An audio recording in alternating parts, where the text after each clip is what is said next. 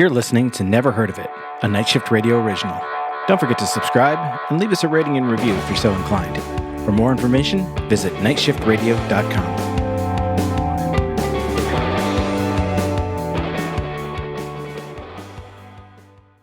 See, my hair's doing this thing again.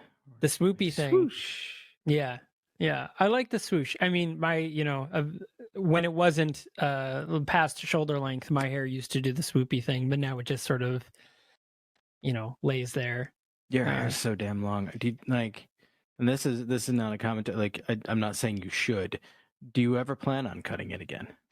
I don't know. So I rocked short hair for literally almost my entire life. Yeah. And just before I started letting my hair grow, it was not a full-on conscious decision. Mm-hmm. I was getting, the side, the fade on the top of the swoop on the top, the pompadour there. And I got my haircut on my birthday in 2018. So I had gotten my haircut on my birthday, and then I literally for a year straight I did back-to-back films, and I just never had the chance. I used to go every 2 weeks to get my haircut. Yeah. And then for all of 2019, I think I did like 7 movies in 2019. I was just far too busy. You were very busy that year. It was very busy. So it was very hard to get in and get a haircut. And then by the time things slowed down, the pandemic hit. Right. And then it was shut down for a whole year, and I just didn't, the haircut was at the lowest end of my, of the things I need to go out of my house and do, a haircut was very much on the bottom of that list. Yeah. And getting burritos was at least 10 points above getting a haircut. That was what am I risking? Am I going to risk COVID for a haircut or for a burrito? I'm going to get a fucking burrito. Burrito every time. That's a burrito every time. I'll have shaggy hair and a burrito and I will be happier. And now it's this, and I'm so used to it, and I dig it. I think it looks good. I mean, it needs a little cleaning up because it literally hasn't been cut in 2.5 years.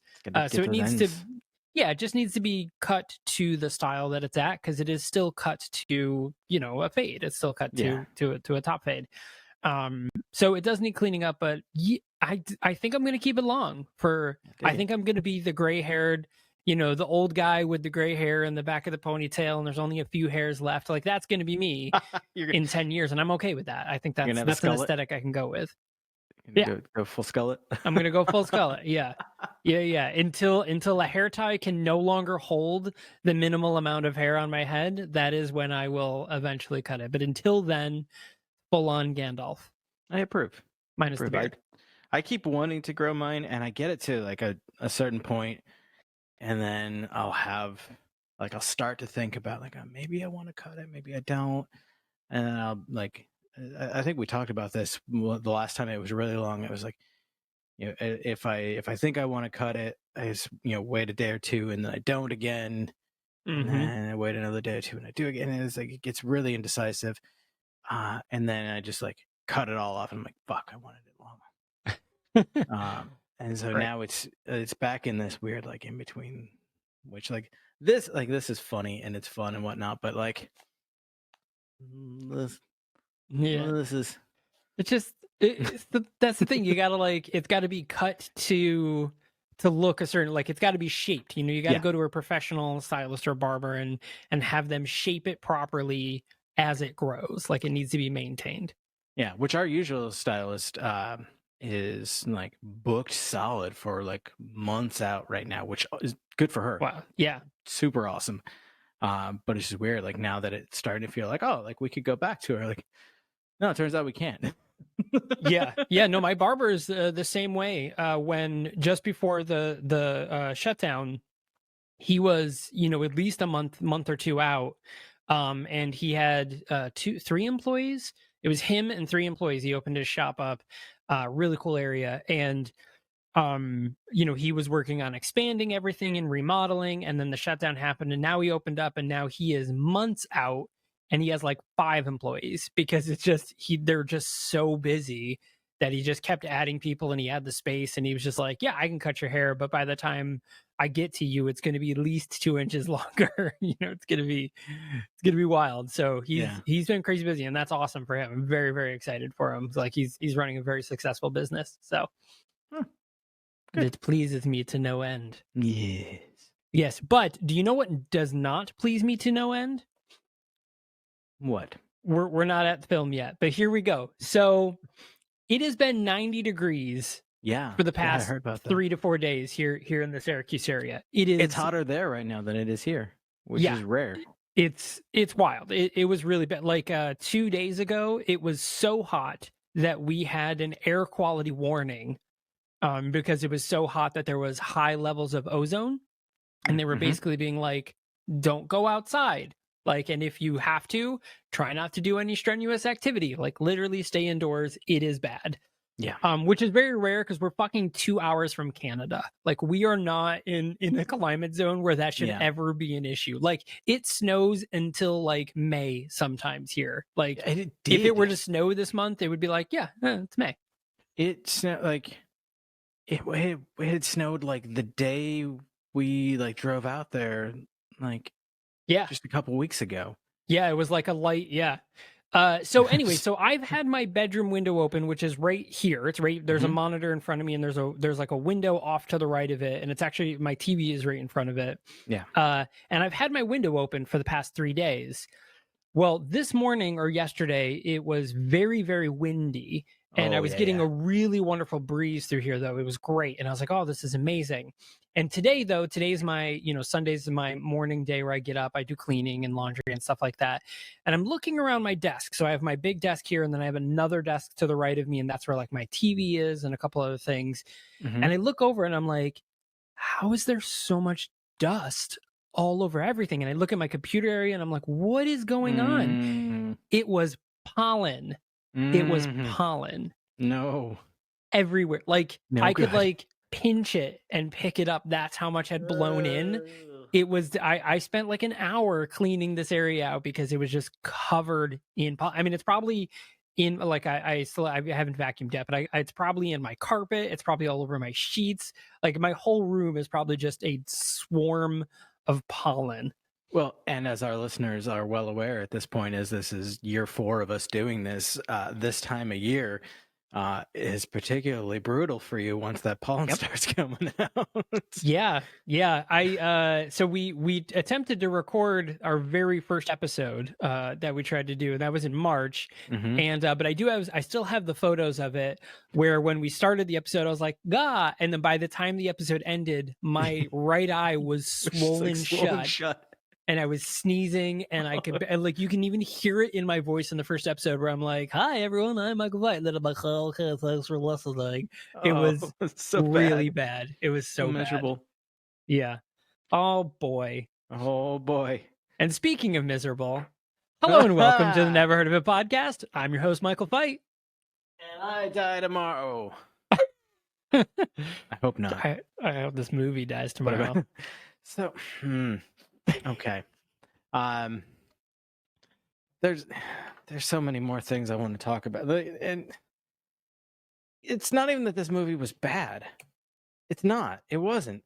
But nothing happened for an hour and a half. And nothing happened. You know what? I think I'm okay with the ending. I like, obviously, spoiler alert for anybody, we know right off the bat that we spoil movies. Yeah. Spoiler alert, nobody dies. Well, nobody dies, let's say, in the movie. But also, you don't know if anybody dies. It kind of leaves it up until the point where everyone's like, all right, here we go. There's only X number of hours left in the day that we're supposed to die, and let's see what happens. And then the movie just ends. I'm okay with that. Huh? I think everyone dies.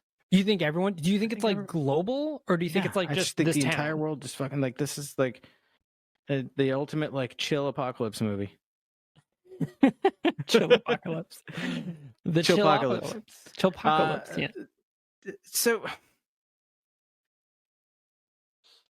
when I say that this was not a bad movie, what I mean is I would love to have watched this like just for movie night, just for its own merit.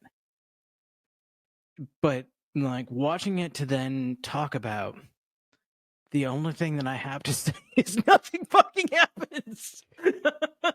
Yeah. So first of all, who's the, like I looked this up earlier, the director. So Amy Seimetz. Yep. Great movie. Well done. It's gorgeous, like beautifully filmed. For what I think you were trying to do, the pacing was excellent. It was very like it had that like indie art film vibe that we've been talking a lot about this month, and that's very cool. But you gave me nothing. Yeah. Only towards the end of the movie did I start to feel like things were happening. Like I wanted to see, so the beginning of the movie starts off with Amy, who is played by Kate Lynn Schell, and she was in VHS, she was in You're Next, she was in a couple other things. She was in the show Easy. She was in High Maintenance. She's been in some good stuff. But so Amy is with this guy, let's say boyfriend, but they very much like just started dating. I feel like they were almost on a first or second date. Maybe like a third or fourth. Like they're only a few months into the relationship when we see them. Yeah, like they meet, they kind of gotten past like the initial first dates. They're at that phase of like, let's go away for the weekend sort of thing. Yeah, but I mean, they're still learning about each other because, you know, she even asked him a couple of like basic questions. Like, there's a bunch of guns in this place. And she was like, oh, do you shoot guns? And he's like, oh, yeah. Have you ever shot a gun? Like, they're still having those first moments of like the discovery phase.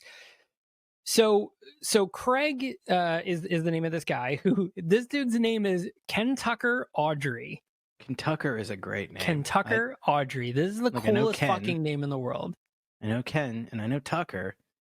And obviously there's Kentucky, but I've never heard Ken Tucker as a name. He's a Ken Tucker, yeah. And I like it. So either you're a Kentucky or a Kentucker. He's the Kentucker. I don't even know what that would mean, but I don't know. He's gonna do it to you. So Craig, they're hanging out and they decide, cool, we're gonna do shrooms. Which this is the third movie that we've had this month where people have done shrooms, because they did it in Spontaneous. Didn't they do it in Colossal? Did they? I thought there was a moment. They drank a lot, but I know remember. They drank a lot. There was the mention of Coke, because the one dude was doing Coke, but I thought for sure at one point. I don't think so. Someone says it. Okay. Either way, that's still two. That's still pretty coincidental. And so, you know, Craig and Amy, they're like, hey, let's do some shrooms. And she's like, cool. So they do shrooms, and finally they decide like, hey, we're going to order a pizza. So Craig goes and answers the door, and we see him open the door, and he just staring there for a minute, and she's like, pizza, yay, this is cool, what are you doing? And he comes back, and this is where we know. But the film actually starts with Craig crashing his apartment, being like, I'm going to die tomorrow, I'm not ready, what the fuck? And so again, this is where I go back to saying, like, just as a film, this is really well done, and like they play with time a bit, and then like it jumps around. We get, you know, this initial introduction to, you know, Amy like crying about like their time being short and whatnot, and then we see like a flash somewhere in time. We don't know if it's forward, backwards, whatnot, of Craig flipping out and like trashing his apartment and breaking shit. And then like we get, you know, the story begins, but then we keep getting these little flashbacks in time to Craig and Amy's, you know, first couple of dates, you know, where they, you know, he first comes over and sees her new house that she bought, and then they go out to the place in the woods, and like, so it's just interspersed through the whole story, and that's really cool. Yeah, I mean, I liked the nonlinear storytelling of it. Like it was really cool, because so eventually, you know, right off the bat, you know, Amy comes home after, you know, we see Craig flip out, and Craig's not there. Obviously, Craig's gone or whatever. And Amy comes home, and now she's like, I'm going to die tomorrow. Like, we see it happen to her. Basically, she sees red, blue lights. She hears a bunch of noises, and that's it. She's like, I'm going to die tomorrow. So as she progressively gets worse and worse of dealing with this, of the pending idea behind it, that's where we keep getting more and more flashbacks to different points until we see that he was, I'm going to use this term, he was the one who infected her, basically. And now the next person that we meet is Jane, who is played by Jane Addams, and I fucking love Jane Addams. Jane Addams was in the show Hung, which was an HBO original series starring Thomas Jane, and it was fucking great. And she is great in it, and I love Jane Addams. And honestly, I wish she was in this movie more because her character was great. Like, great. Yeah, well, we first get introduced to her like when Amy is like in her downward spiral and she's listening to Lacrimosa by Mozart on repeat, and drinking herself into a stupor, even though like she's like gone sober, she's given up alcohol. Like in one of the flashbacks to her date with Craig, like she said, you know, like, just because I don't drink alcohol doesn't mean you shouldn't. And you know, she calls Jane and asks like, "Can you come over?" And Jane's like, "Oh no, I got this thing. My brother, it's his wife's birthday, and like she hates me, but I gotta go. And he asked me to bring the salad. And like, are you okay?" And she's like, "No," which is rare and like really interesting that the person being asked that question was honest and didn't just, "Oh no, it's fine, everything's fine," and when it's clearly not. So I did like that. And so eventually Jane realized like, okay, I should go check on my friend. And then she shows up and sees Amy just moping around the house drunk, and it's just like, I can't deal with you when you're like this. I'm just gonna leave. And Amy's like, "But I'm gonna die tomorrow." She's like, "That's probably not gonna happen, and you're just drunk, and I'm gonna leave." And then, Diva. I locked her in the room hoping she wouldn't bark, but here she is. And so like that's kind of using this idea of this like sense of dread, this like knowledge that, you know, I'm going to die tomorrow, like it spreads like an infection. Yeah, it carries through to Jane, and Jane becomes this like force essentially of like despair, and like she's a very strong presence. Like, 'cause she goes back to the birthday party, the sister-in-law's birthday party, in her pajamas. And she's just like, you know, we all die, and like I think I'm gonna, like, I know I'm gonna die tomorrow. And I was like, yeah, we are not gonna, like, you don't know that, like, you don't really know him, but let's talk more about dolphin fucking. Right, which was an actual conversation they were having, which, you know, so the sister, her name is Susan.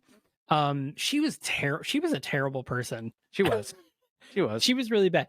My favorite character of this party, aside from Jane Addams, was Brian, who was played by Tunde Ababimpe. He was just like, he was great. Like because everyone else is like, ha, blah blah blah blah blah, and he's like, yeah, that no. It was he was just so deadpan. Fun fact: Tunde was in Rachel Getting Married. Was he really? He was Sydney.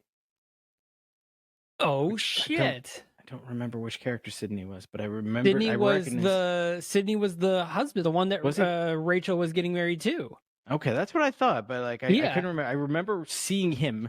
I recognized him, but I couldn't remember which character he was. Yeah. Yeah, he's a great actor. Yeah. And through this, like, yeah, he's so like kind of like deadpan serious, and he's taking it all in, and like you see like it immediately affects him. It's like, yeah, like we don't know. Yeah. Could die. Yeah. And then he has that moment where, so anyway, so Jane goes to the party, you know, as Caleb said, in her pajamas. She's all messed up. She starts talking to everyone, and, you know, she's like, oh my God.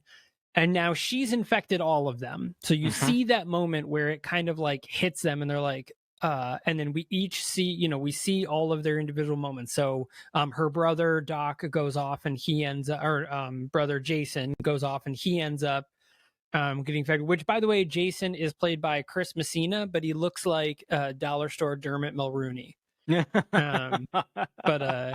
Chris Messina.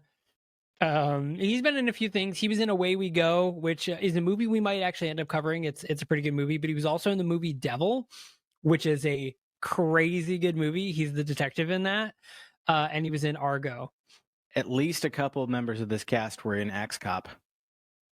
We're in Axe Cop. I feel like it's important to point that out. That is very important. That is very important. And he was also in Birds of Prey, the new Birds of Prey movie. Oh yeah. Yeah. So he he gets infected first, and then the wife gets infected, and then the Brian and his girlfriend Tilly also get infected, and they go off and they have their Brian and Tilly's like Jason and Susan get infected, and they're like, this is it. We're going to wake up our young daughter and tell her that she's going to die. So she ends up getting infected, and it just becomes this big ordeal. And they still like kind of go about their business in a way. But Brian, on the other hand, yeah, he goes to the hospital and visits his dad. Yeah, his dad had a stroke, we later learn. And like he's like, as he's sitting in they're sitting in the car, and they're like, Tilly says, do you want to go somewhere else and get a drink? He's like, yes. And so they go and they sit and have a drink, and she's on the phone with someone, like just sobbing about how she's going to die, and he's like, I need to go to the hospital. And we're like, oh, I'm thinking like, oh, it's because he wants to see a doctor, but turns out right, he wants to go disconnect his father's life support. Yeah, I guess. which is crazy. Like, I should have done this years ago. I'm like, oh god. But or then months ago or something. But yeah, but then at the same time, we get this really fucked up moment with Tilly where she was like, I want to break up. I should have broken up with you a long time ago. I was going to do it 3 months after your dad died, because I'm not a dick. I don't want to be an asshole. He's like, okay. Yeah, we've kind of run our course, haven't we? It's very like matter of fact, no emotion in it whatsoever. But then she goes, you didn't even come to my birthday. He was like, my dad had a stroke that day. She was like, I thought you'd at least text me. Yeah. He was like, hello. Like, my dad had a stroke and it hospitalized him. Remember the guy that we just went and killed? Yeah. Right. That guy. It was just a couple months ago. Like, it was only a little bit ago. Yeah, it was very recent. You should remember this. Right. Wild. So this is, I will say that the ending of this, not the ending, but the end part of this movie, I saw a lot of people on IMDb criticizing this movie. By the way, it does not have good reviews for IMDb. It's a 5 out of 10. Metascore is 80. But a lot of people, and I think this is fair, were like, there was no third act to the movie. Mm-hmm. Like, there was the introduction, we had the climax, but then nothing happens after that. And like I said, I am okay with the ending, but I felt like there should have been more journey to it. Definitely felt like more people should have died.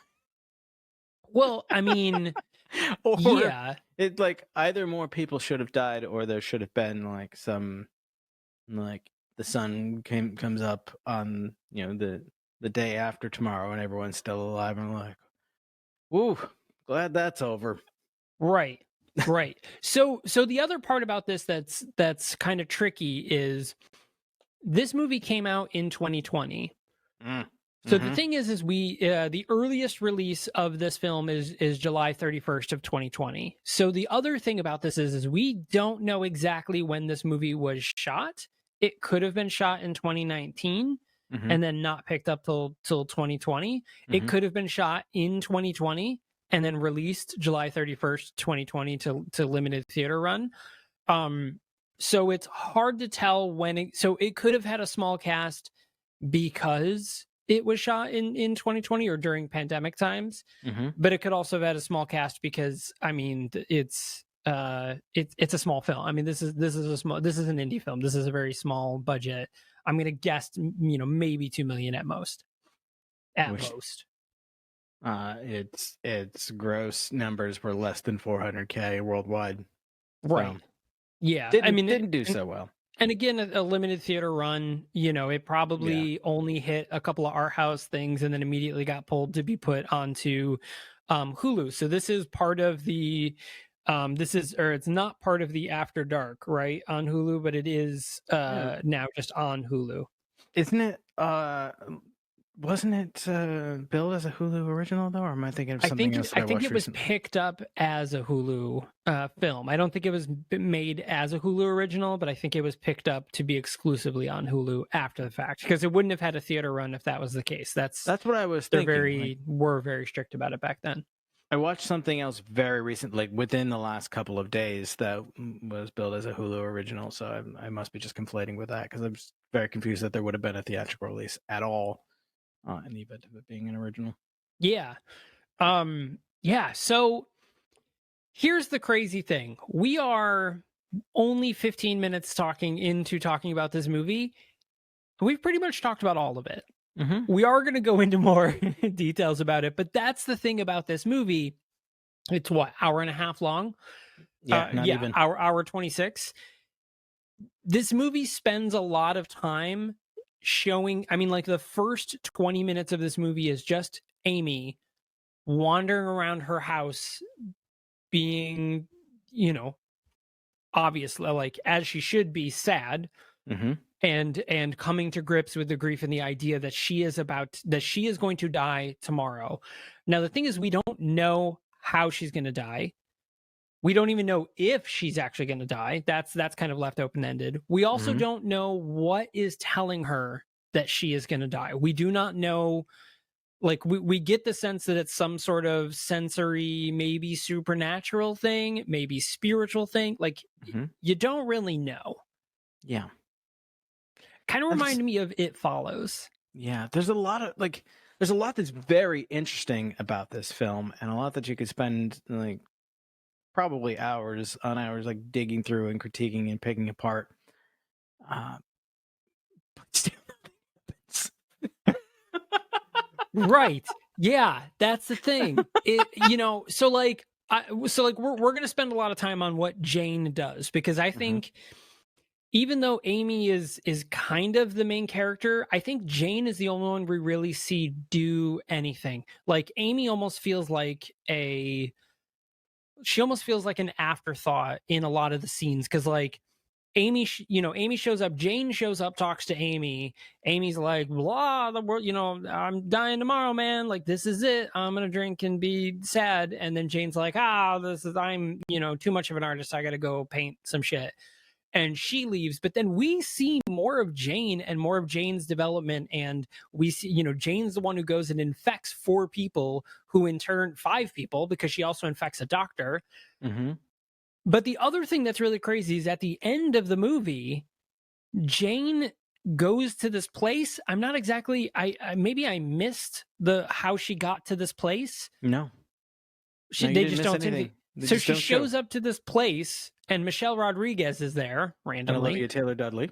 Oh yeah, and Olivia Taylor. Yeah, and they're like, yeah, this is a place for people who know they're about to die. So obviously the infection is not just Amy. Like, it's hitting a few other people, and Amy goes and infects some other dude too.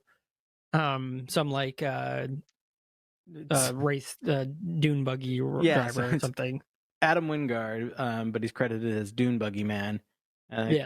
We in one of the flashback scenes with Craig, like they on their way out to the house in the desert, they pass like a dune buggy track, and he's like, "Have you ever driven a dune buggy?" She's like, "No. Do you want to turn around and do it now?" He's like, "No, that's on the schedule," which is a really interesting thing. Like,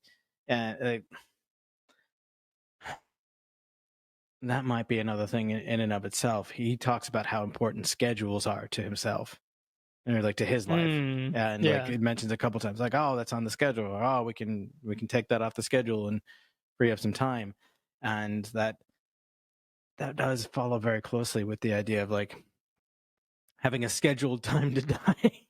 Yeah, well, because the other thing too is when Craig gets infected, he doesn't say I'm gonna die tomorrow. He says I'm gonna die 25th. the day after tomorrow. He just says the date. He just says November 25th. And okay, I thought says, that she says, isn't that the day after tomorrow? Yeah, but like he doesn't say anything. Like in that scene, he doesn't say anything about dying. He just comes back looking like shell shocked and just says November 25th. She's like, "What is that? The day after tomorrow?" And I'm like, "That's it." Oh yeah, and then we put it together that's yeah. So that being said, let's go ahead and take a quick break. And when we come back, I do want to dive into this a little more into the second half of this movie because there is something there that I think is worth discussing. So that being said, before we head off to that break, thanks a lot for subscribing, everyone that's listening, subscribing, or following whatever your podcast platform of choice is. And if it's approved by now, welcome Pandora listeners. We're now on Pandora. So welcome to all of you on Pandora. We welcome you here, and there is 175 plus episodes for you to catch up on. And we'll be here cranking out new ones every week. That's right. We put out a brand new episode every Sunday and have since the day this podcast has started. We have never missed a day. And I think that's pretty awesome. That's a lot of weeks. It's a lot of It's a lot of movies. And for those of you guys watching on YouTube, of course, don't forget to like, comment, and subscribe. That's also a great place if you want to comment on what you think about this movie and the ending and all that. Or if you're hey, I'm going to comment on here and tell you another movie that I think you should watch. But I feel like there's a better way of doing that, Caleb. Do you agree? I do. If you were to visit a particular website, and by that I mean thenahoit.com, that's THENHOIT.com, which conveniently is also directly connected to nightshiftradio.com if you want to see all that's going on with Night Shift Radio. But if you go to thenahoit.com, every month you'll see our schedule of upcoming episodes where we give you links to trailers, a little blurb about the movie. That's usually me trying to guess in advance without having seen it what it's actually about. Sometimes I get it very wrong. It's fine. And also where you can find the movie streaming if available. As we've mentioned a couple times, every movie that we've watched this month has been on Hulu, so that's pretty cool. But just below that is a little contact form where if you go in, you give us a little clickety about what movies you want to hear us talk about. We'll see that. We get an email about it. We'll read it and we'll say, yeah, we'll watch that. Heck yeah, we will. Yeah, I mean, as long as it's available for us to watch, and it's not one we've already watched. Although, I'm sure that one day, a few years down the road, we'll probably end up revisiting a movie we've already watched. But we'll see. Maybe. I don't know. It's bound to happen, whether like on accident because we forgot the movie or because we were like, let's give that another shot. Yeah. Cool. So, all right, we will be right back. Looking for something heroic in your life? Go check out our friends at the Superpod HeroCast. They're guys with beers talking about movies with capes. Every episode goes in depth with a different superhero movie. A classic of modern cinema? A certified stinker? It doesn't matter. If it's a superhero movie, they're going to talk about it. Start with a little bit of comedy, add in some film analysis, and finish it off with a heaping dose of geekery. You've got the Superpod HeroCast. It doesn't matter if you're a casual fan or a 20th level nerd. Download their latest episode, grab a beverage, and enjoy the fun. The Superpod HeroCast. Be heroic.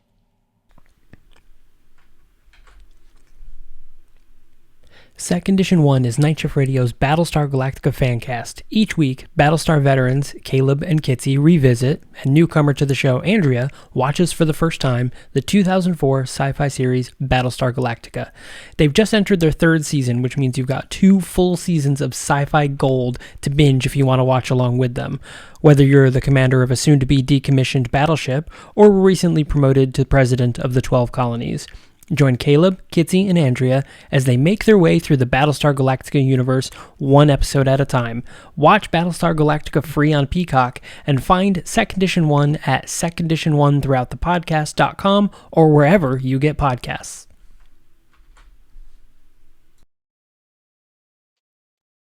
Hello and welcome back. All right. So, hey, Welcome back, Caleb. Hey. I noticed you're wearing one of your Destiny shirts. I am. Yeah.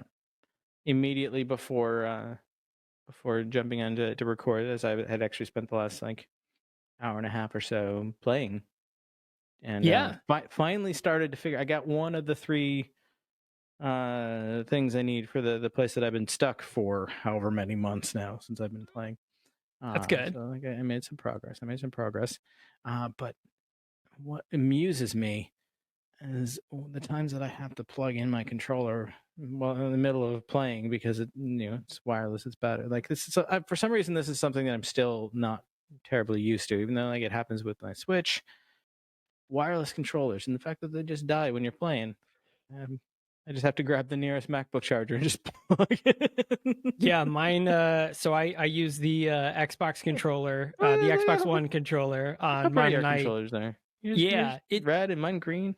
Yeah, so this is wireless, and it does. I can make it wireless onto my PC, but I keep it plugged in at all times because there is a tiny. I mean, it's ever so slight, but it's enough where I see it. There is a slight delay between button clicking and doing the thing, but it's enough where it throws me off, especially in things like PvP on Destiny, where I'm like, I'll hit fire and I'm like, it's just off just enough where I'm like, nope, I gotta hardwire. So I hardwire, but I mean, it's my computer is literally right here. Like it's not hard to do when I sit here and play. Yeah, it makes sense. But I'm very excited because Destiny is going to have crossplay this year in August. Crossplay. So that means Caleb and I get to actually play Destiny together because he's over on Google Stadia and I am on PC. So that'll be pretty fun. That will be fun. Yeah. I'm looking forward to that. Yeah. Although technically, I guess from a technical standpoint, we are both on PC, but it's just a different medium. I'm not exactly sure how that works, but that is technically correct. Correct. That's kind of correct. I thought so too. So back to She Dies Tomorrow. So again, my thing about this is I do really love the ambiguity of it. As much as I would also love for it to go and take a completely supernatural turn and it's aliens or ghosts or spiritual or psychic or something like that, and everyone's like, the Earth is gonna die on this exact day for this exact reason, that's cool too. But I love that it's this existential dread of impending doom and you just don't fucking know. That's also what I loved about Spontaneous. You just didn't know. Nobody knew why kids were blowing up, and there was no pattern to it other than the demographic. You just didn't know if you were going to blow up, and that was great. I loved that too. I love that ambiguity. Yeah, I say. Yeah, I did. I did as well. It's just. I keep very much wavering on how I felt about this. I do. I said it already, but I'm also just keep coming back to the point that I enjoyed this movie for what it was, but not for what I wanted it to be. Yes. So I made the reference to It Follows because I think there's a very similar theme in the sense of the person passing on this death sentence from one person to another. The thing about It Follows is we learn it is it's a curse. It is a supernatural thing. We very much see the ghost. We learn the ins and outs and the details and the hows and stuff. Yeah. And that's fine. Like I said, that's the hey, we learned everything and that's still scary. It Follows is a great movie. Did we talk about that movie? Did we do that movie? We did not. We have brought it up at times that it's felt relevant, but we did not specifically talk about it. It is a very good movie, so it should be watched regardless. And I'm fine with the ambiguity of this film. I'm fine that you don't know how they know they're going to die, and you don't really know whether or not they're going to die and what the circumstances are, because at first it feels like it's just like she's passing it on to this individual person. Mm-hmm. But as the film progresses, and I felt like this should have been talked about more or shown more, is the fact that it's not this person to person, it's that each person is starting to get knowledge about something much bigger, and we get that sense. We don't really like it, like they don't harp on it. Mm-hmm. But at the end, you start to understand that it's not just this person to person to person. It's that like a whole bunch of people are starting to learn that the world, that everybody dies tomorrow. Olivia, the one character, she says in the end, like, oh, I'm really gonna miss trees. And Mm-hmm. one of them, I think Michelle Rodriguez says, like, do you think these ants know that they're gonna die tomorrow? And that's Yeah. our like indication of like, oh fuck, like this isn't just this person dying tomorrow, like everything dies tomorrow. And that changed the whole course of the movie for me in the last 20 minutes. And like I picked up on those, but I wasn't sure that it really made me feel that like the world was ending. It felt to me like it was those characters, like the dread has taken them over so much that like they're just projecting that like all hope is lost, everything is ending. But like, is everything ending? And Right. going back to what you mentioned, how this is being, we'll say, transmitted, and like kind of perpetuates even after transmission. Like we get these like flashes of color and like these vague like whispery voices, and like sometimes it's just like a distorted repetition of something somebody else already said, and sometimes an implication that it's like someone's lost relative or something like that. And so like, Yeah, someone goes, are, mom, are they mom. hearing things? Are they seeing Right. things? Is like a rift opening in the universe and they're seeing through to forever? Like, what is happening? Yeah, so that's the other thing too. That's another one of those like, I want to know. I'm so conflicted because I love the ambiguity of it. I do. Mm-hmm. I really do love the ambiguity of it, but I think there's too much, because like I want to know. Like I want to know what it is that they're hearing. Like even if I don't know who's telling them, I want to know what they're hearing, because are they saying you are going to die tomorrow, or are they saying the world is going to end tomorrow? But Right. everybody says I am going to die tomorrow. Yeah. Everybody, until we get to Michelle Rodriguez and Olivia, and that's when they say, yeah, there's no like big doomsday prophecies. No, like the end is nigh. right. Like we're all gonna die. It kind of starts with just like a vague conjecture of like, and we all have to die sometime. Right. For me, it's tomorrow. Like, what? You're like, what? That's fucking 0 to 100. Just like, I also think it's really interesting seeing each individual like, character's reactions like outside of like the main, we'll say, like Jane and Amy and Susan and what's the brother, Jason? Yeah, Jason. Jason. Yep. So we'll say outside of those four, like the way that individuals react. We already talked about Tilly and Brian. Dune Buggy Man, he like he sits there like they do some bong rips together, and he's like, "Oh, what to do? Do you want to make out?" She's like, "Yeah." And they make out, and he's like, "Oh, I can't do this." She's like, "Okay." And like Jane goes to the doctor, and like he's like, I can't find anything wrong. Like I can prescribe you, some antibiotics or something. And she's like, no, it's like I'm not sick. I'm just gonna die. And he's like, I could refer you to a psychologist.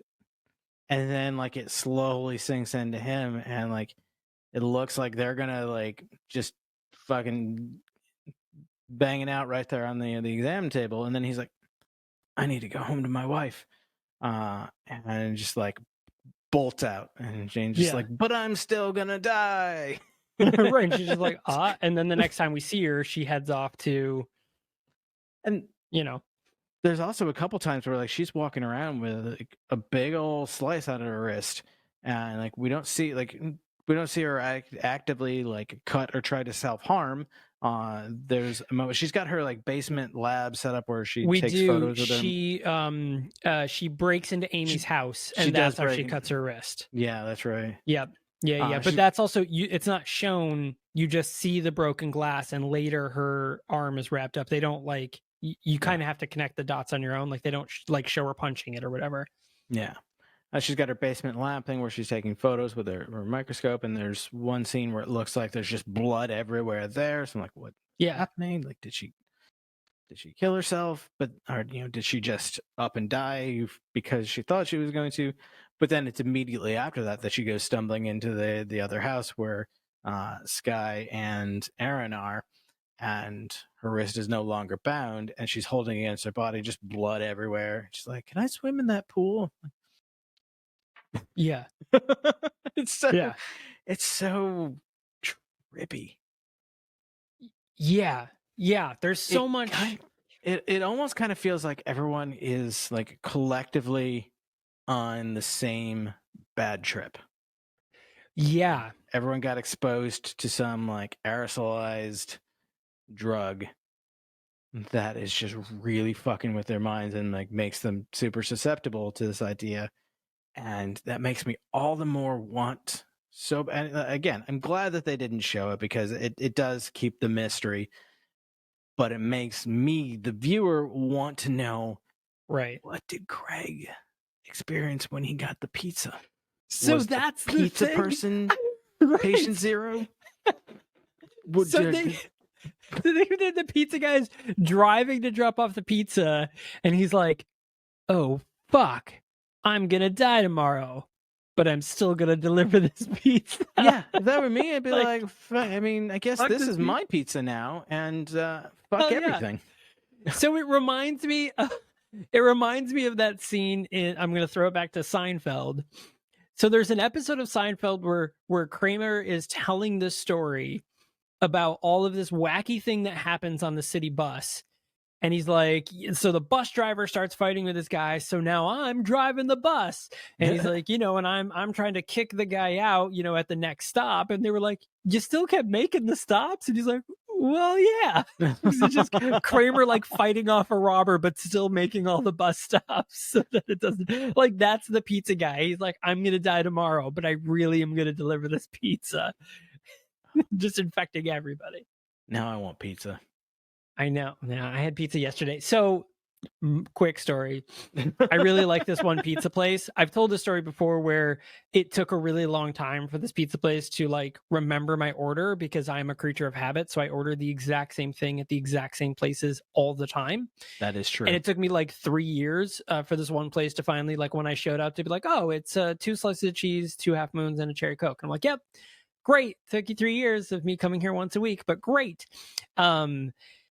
But I went there the other day and the pizza tasted different. And I was like, they made it different. There was like a different type of cheese on it. And I was like, you have literally ruined my week. Like, I hope, I don't know if you fully understand how much this absolutely ruined my day and my week. I was visibly upset about this for at least 3 hours. Like, I ended up playing games with some people, actually doing a Destiny raid.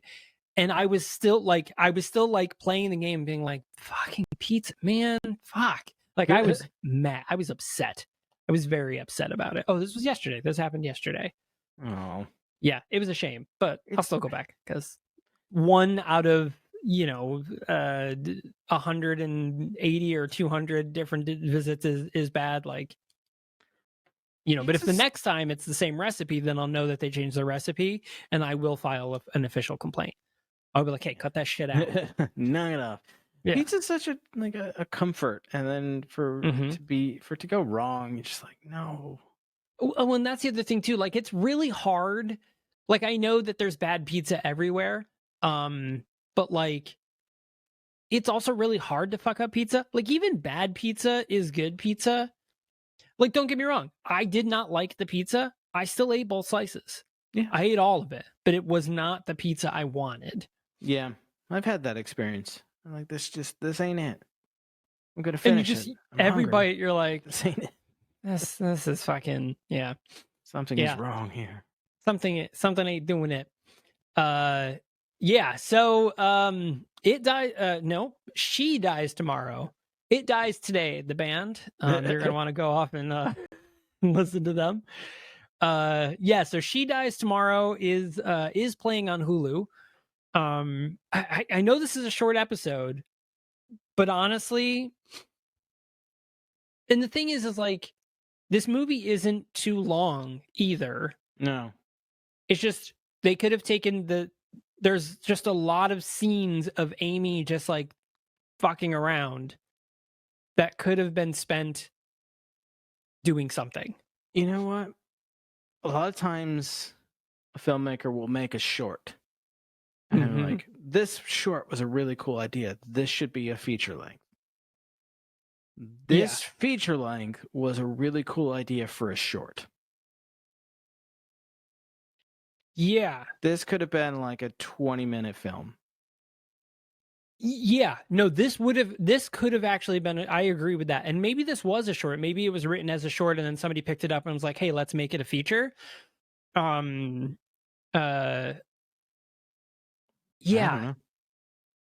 I don't know. But so yes. Yes. Yes. So the other part about that too, yeah, I don't know. So like I said, my biggest frustration is like, how do you do the movie with keeping the ambiguity? The thing is like, we see Amy do things. She goes off and does the dune buggy thing. She uses a leaf blower in her lawn for some reason. And so she's doing those sort of like world's ending, fuck it, or like I'm dying tomorrow, fuck it, let's go off and do it. And you see that, but you could have still done that, but still had her talk. Like she doesn't talk. So like we see her infect everybody, but we never see her like emotionally go through it aside from like she gets sad in the beginning and quiet and says like this wood it just used to feel alive and now it doesn't. And then that's it for the rest of the movie. And I felt like we could have seen a journey better. There's the weird side story of her wanting to be turned into a leather jacket, which made me very uncomfortable.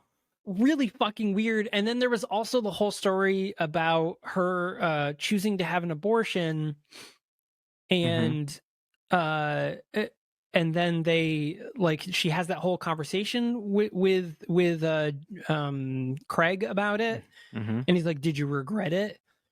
And she was like, I'm like, why are we having this conversation? Like, what? How is this going to relate to everything? But like, I didn't really understand how that related to the rest of the film. At first, I was like, oh, got it. So like, we're going to talk about life in some sort of way, like choosing to end. Ooh, one of the things I do like, so there's the whole idea that once the tomorrow happens, which we do actually get to the day, we do actually see the day happen. We know that at some point during this day, at the end of the movie that it's going to happen.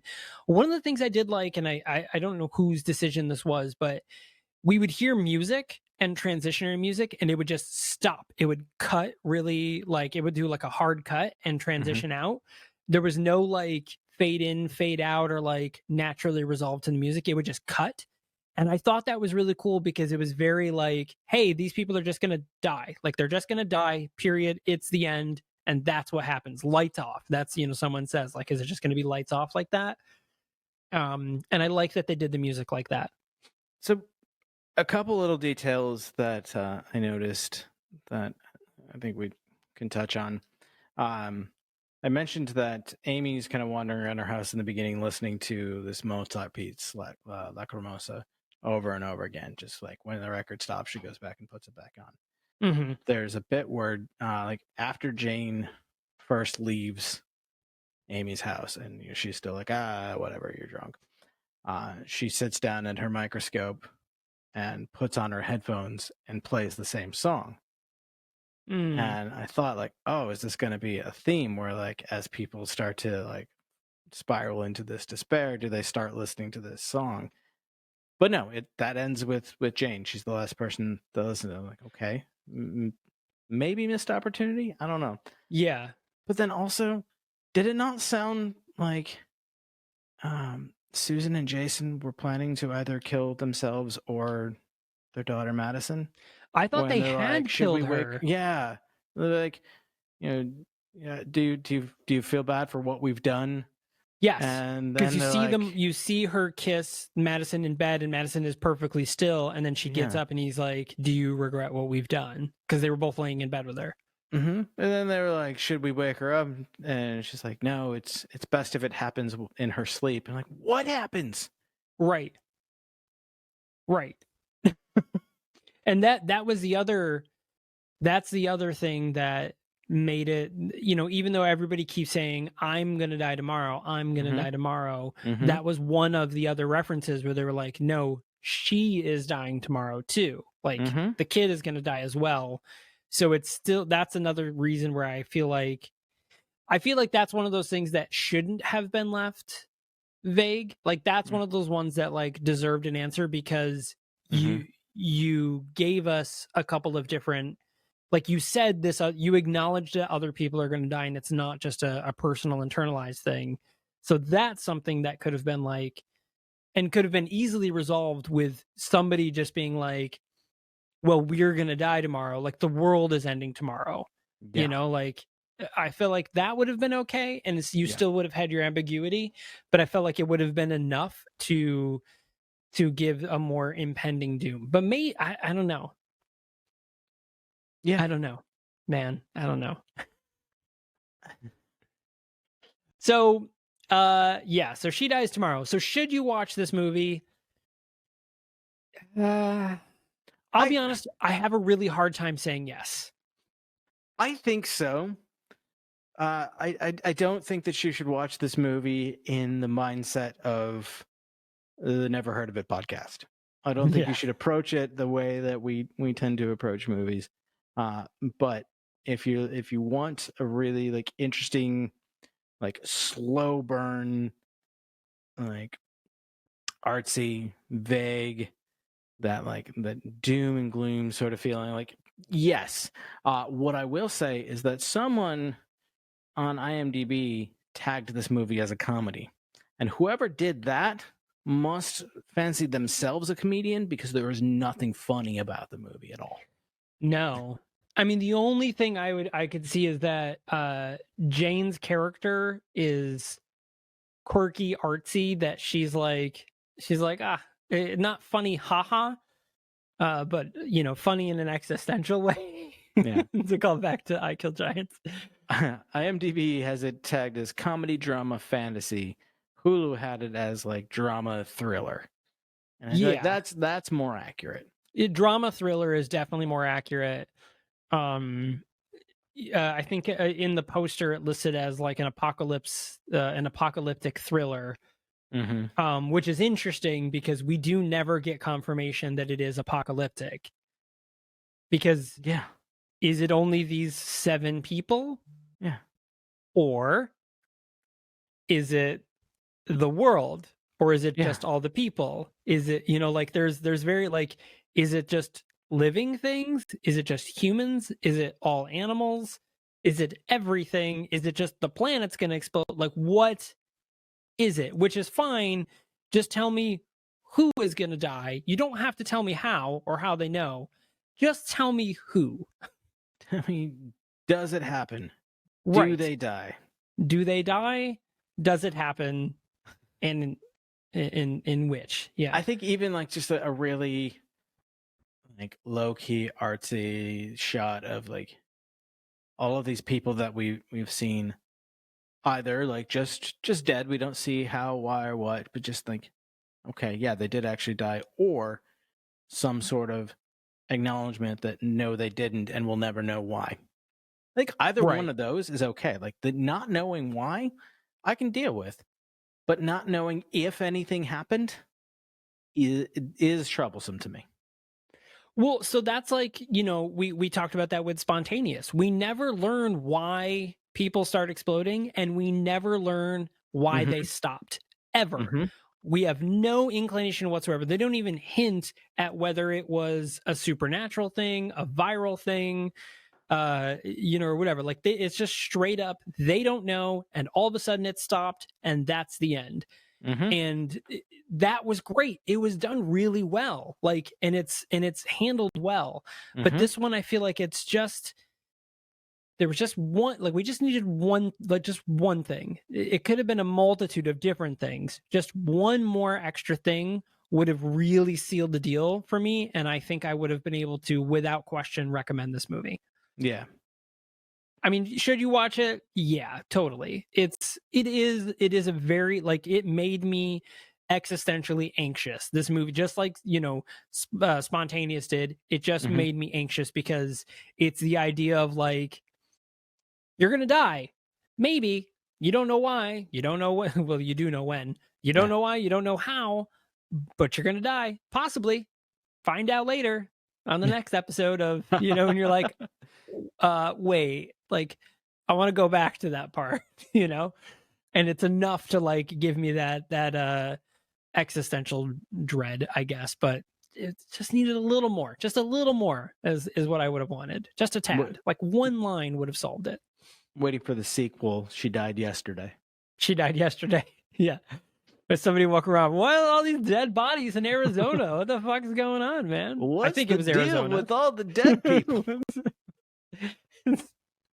Oh boy. Yeah, so She Dies Tomorrow is available streaming on Hulu, and this wraps up our month of May and our Hulu month, Hulu exclusive month. And so for those of you listening in, hey, thanks a lot. Also coming up on Hulu this week is Plan B. Plan B is a really great movie I worked on that actually started. We were about to start filming in March, and then the pandemic shut us down literally 2 days before we were going to start filming this movie. And we ended up filming it again 4 months later and finishing it up and kind of not rushing it, but getting it out in time for this month. So Plan B, directed by Natalie Morales, really cool kind of teen comedy. That comes out May 28th, right on Hulu. So definitely check that out and look for my name in the credits. Yeah. Which hopefully it's there. It should be there, but it should be there. It should be. It should be there. Yeah. It will be. Either way, it's credited on my IMDb, so that's fine. But yeah, so again, thanks a lot for joining us, everyone. I would like to tell you what episode we're gonna do next. But I'll be honest, we haven't picked it yet, so I don't That is know. true. I think we have a request coming in. I did get someone pop into my Twitch account, into Twitch while I was playing, that was like, hey, have you guys talked about this movie? And I was like, no, we haven't. And they were like, all right, cool, I'm going to go request it. I do not remember what the movie was, though. But I remember being like, that's a really good one. Oh, I remember what it was. But I'll keep it secret just in case, you know, we'll figure it out. Yeah. But yeah, so anyways, thanks a lot for joining us, and we will see you next time.